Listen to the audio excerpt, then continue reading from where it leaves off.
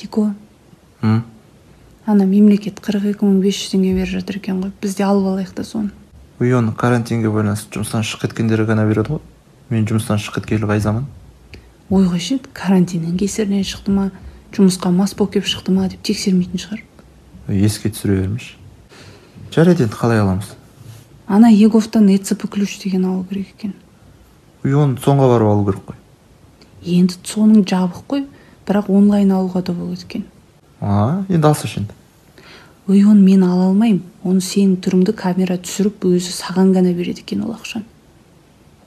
Давай енді ашақ соткадан интернетке ақыр бұш жатырық. Ол соткадан кірмейді. Ноутбук керек оған. Ноутбукты қайдан алдық енді? Сатып алайық. Қойшы әкесін алмай қойық. 42 мың жыр болды ғой бір.